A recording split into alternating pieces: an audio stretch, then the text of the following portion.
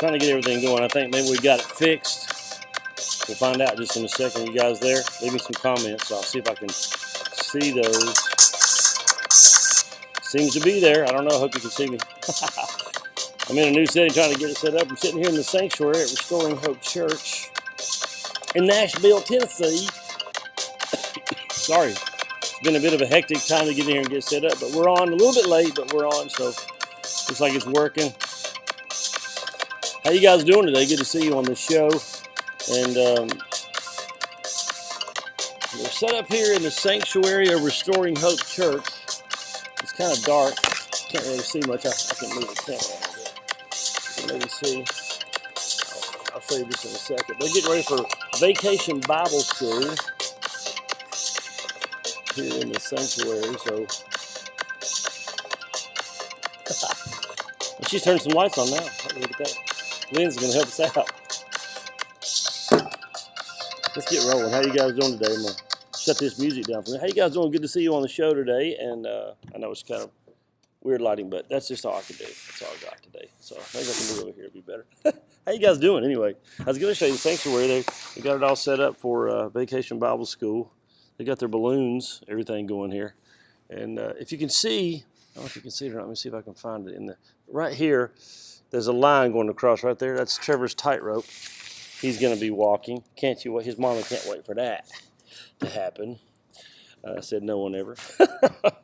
No music today, just me and you guys on the camera and the church here. It's day 3 of Keep From Falling. And so we're talking about that whole process of falling down. And I want to try to catch up with where we were. I'm trying to look at the right place in the camera because I'm not used to my computer. If we go down, if we think about, and I can't see your comments, by the way. I see some of your commenting, I think, looks like, but I can't see it. So I'm sorry. We've been talking this week about falling. We've been talking about that. Oh, by the way, we're not here seeing the grandbaby. I'm just saying that. Okay, we're here seeing the grand. Only reason we live now. No, I'm just kidding. I posted a video of Gimli. He's excited to see us too. He's jealous. He likes to steal all the attention away from Finley, so it's kind of funny. But we're just hanging out in Nashville with the kids. And we've been talking all week about falling. If you haven't been here, we've been talking about that process where we laid down 4 ground rules. Here they are. I'll do a quick review. 4 ground rules. Number 1, you can fall. Number 2, everybody does. Number 3, it's possible to avoid falling. And number 4, God wants to keep you from falling. That's kind of been our talk this week. That's the foundational rules. Then we got into what are your fall factors? What are the things that cause you to fall? What things in your life always trip you up, slip you up, get you in trouble, cause you to make a mistake, cause you to get discouraged? What are those things in your life? And we kind of use an example of senior citizens trying to keep the junk out of their house to keep them from, help, I've fallen and I can't get up. That whole process, right? So we talked about that. Well, anyway, so today we're going to pick back up where we were. I'm trying to find out where that is here in my little notes. We asked what makes you fall, and we talked about that. And then we gave some passages. And here's some things I want you to think about. Simply falling can lead to your end. I know a lot of people don't want to hear that because they want to think, oh, I can never, ever get in real trouble with my relationship with God. But we know in the Bible, all kinds of people do. They get in all kinds of trouble. So we understand that falling can lead to your end. You can get in real trouble. And a lot of times when we fall, instead of running to God like we should, we run the opposite direction. You know, God's not here for our condemnation. He's here for our success. He loves us. So here's what, let me just pick up here. What are your fall factors? That's what we talked about.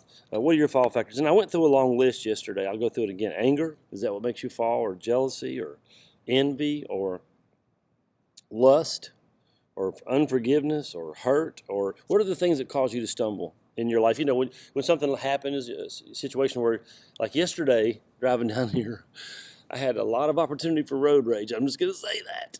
And a few times I was like going, what's your problem? But I didn't sin. I don't think I did. I'm pretty sure I didn't. Some people just ought not to be behind the steering wheel of a car. I'm just saying. That's just me. So what is it that causes you to fall? Is it media? You know, that television set, those movies, your phone, Facebook, Safari, something you go look at, you shouldn't be looking at, things you say, you shouldn't say. What is it that causes you to fall? Is it gossip? Is it a critical spirit where you just want to criticize everybody? I'm going to sneeze. That's a first, 400 and something broadcasts. I don't think I've ever sneezed on the broadcast. Maybe I have. But today is the day for the sneeze. So you got a critical spirit. Is that what's going on? Maybe it's addiction. You know, I deal with a lot of people in addiction. Our community where I live, addiction is pretty intense, pretty serious. And a lot of people can't resist. Once they get hooked on that OxyContin, they start smoking that crack, meth, whatever it is, cooking that meth, whatever they're doing, it takes over their life. What is it that causes you to fall? Is it addiction? I wrote this down. Some people may understand this, fame. And in the era of Facebook, I think a lot of people probably are trying to find their 15 seconds of fame on Facebook. They just keep posting more and more risque pictures are way out there because they're trying to find their fame, and it's causing them to fall into things they shouldn't be in. Is it just you waiting for another opportunity? Lord, I'm going to be a Christian until something better comes along. So what is it? It's important to know your vulnerabilities because those are the things that are most likely going to get you. I had a preacher one time, I was in a service, and this is what he said I want you to think about. He said, guard your strengths and strengthen your weaknesses. Now, you have to know what both categories are before you can do either of those things. You can't guard a strength you don't realize you have. You keep saying, I can't do this, you can't guard it. And then if you don't know what your weaknesses are, then you can't strengthen them. So it's important to know what your weaknesses are. It's important to know your vulnerabilities. Where are the areas? Because I just tell you this, you may or may not be aware, but the enemy knows your vulnerabilities. The enemy knows exactly what gets you. The enemy knows exactly what takes you down because he's done it to you so many times and you go plop every time.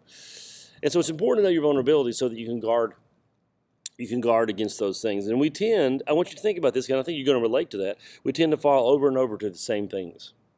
Now, I want to talk about the individuality, the uniqueness of our own personal lives. Neither one of us, none of us are the same.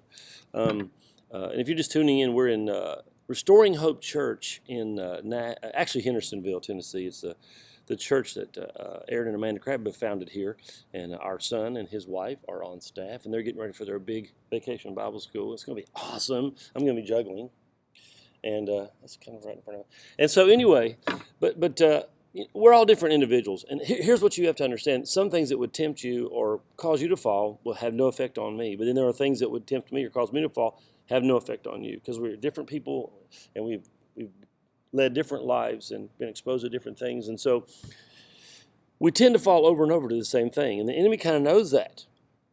He knows that often we just get caught up and it just takes one little thing and we're done. If it's a memory, maybe it's somebody in your family says something, maybe it's just somebody in your family. I don't know what it is. We tend to fall over and over to the same things. And I want you to look at Hebrews chapter 12, verse 1 today. That's the verse we're going to look at today in the Word. Hebrews 12:1, we're going to kind of jump down in the middle of the verse. Let us lay aside every weight. And I want you to listen to this next line. And the sin that doth so easily beset us. Now, can I say this? I don't think it's always sin that makes us fall.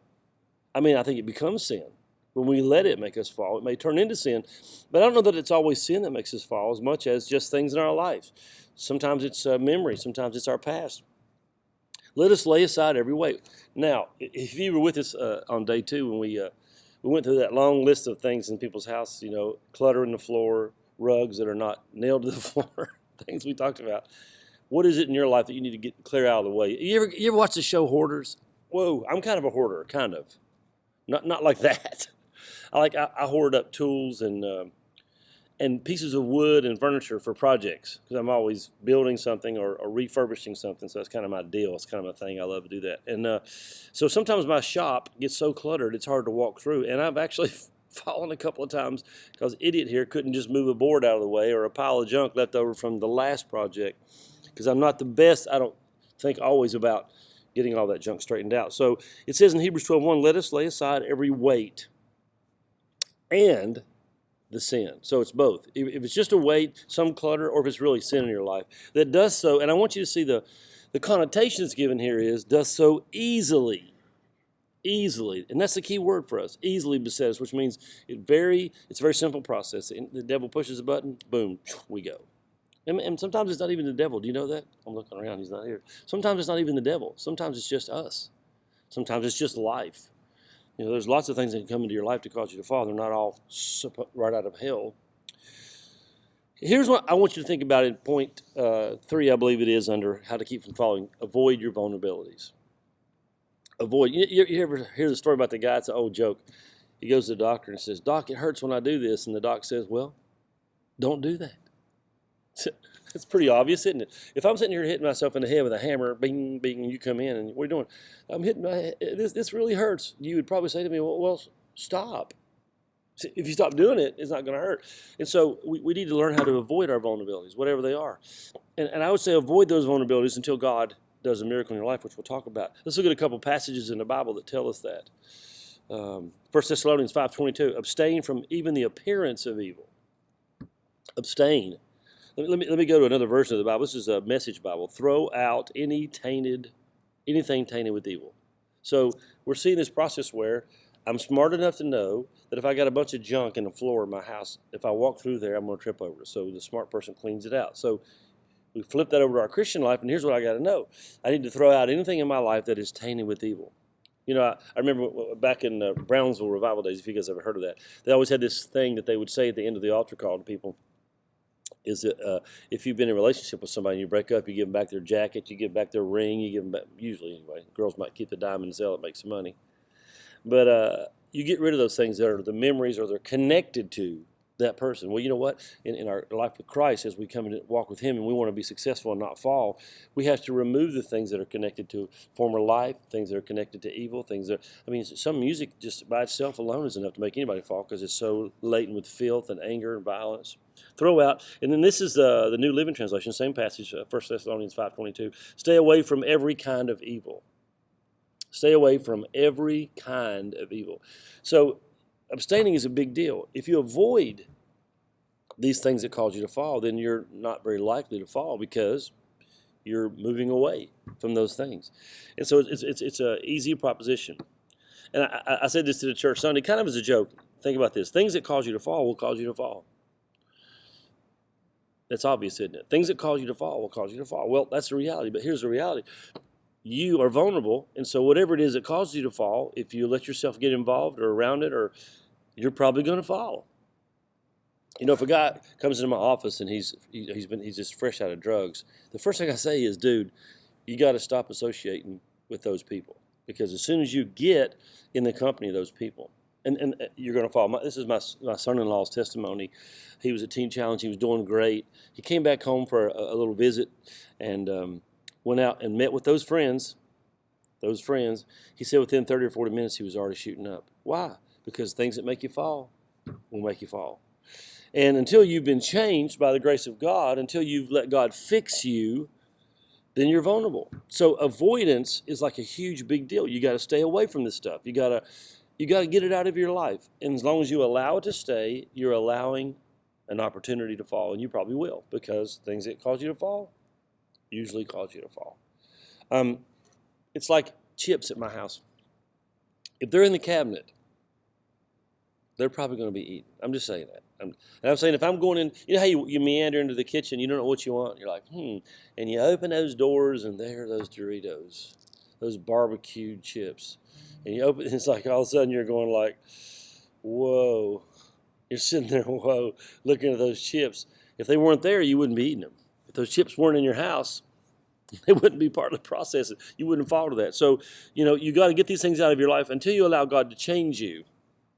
And we understand that part of the work that Christ does in our life is that transformation, that He changes us, that He takes us from one to another. If any man's in Christ, he's a new creature. Old things are passed away. Behold, all things become new. We understand that the processes of God are to transform us. Romans 12:1, be transformed by the renewing of your mind, which is where all your fall switches are. It's in your mind. And so I want to close with this because we're out of time today. We fall because we're vulnerable. And until you are no longer vulnerable, like there's a lot of things that I used to be vulnerable to that I'm not anymore. Let me just give this testimony. I remember the day after I got saved, I started a new job. Now, before I got saved, I was a drunk and a pothead and a drug addict. I was a messed up person. And so I get saved on Sunday and start a new job on Monday. Now, this is kind of crazy. So I go in and start the new job. It's like at a convenience store. I was a young kid, 18 years old, and I went to a convenience store to go to work.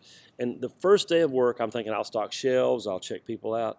They said, well, today your first job is to stock the beer cooler. And I was like, well, I'm done. There's no way I can go in me alone in a beer cooler. I mean, it's the end of the world. They'll be calling the cops to come get me. And I remember they sent me in there, and I was like, oh gosh, I can't do this. I can't do this. And I walked in there, and I heard that beer cooler door close behind me. And all of a sudden, I realized. I looked down. There was Lowenbrow, which was my favorite in those days. Draft. I looked down at that, and it was gone. I didn't want it anymore. And right then, I knew that I'd been transformed.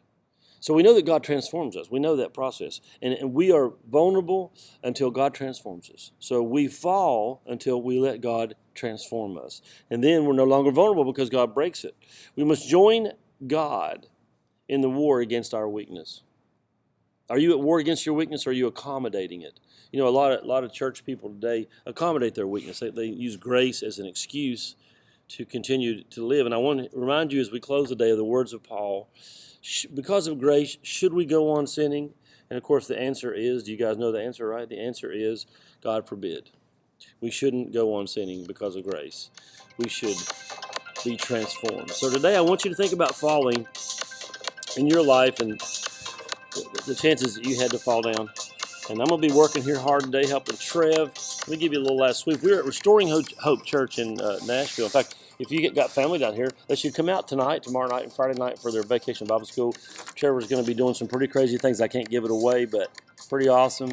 And I'll show you, this is the sanctuary where they got the tent set up, see, because it's a circus theme. And then here's all their balloons. And right up here in the somebody's messaging me while I'm on the air. Right up here, you can see this line. That's Trevor's going to be walking a tightrope. So y'all pray for his mama, because she's having a hard time dealing with that. But well, that's our show for today.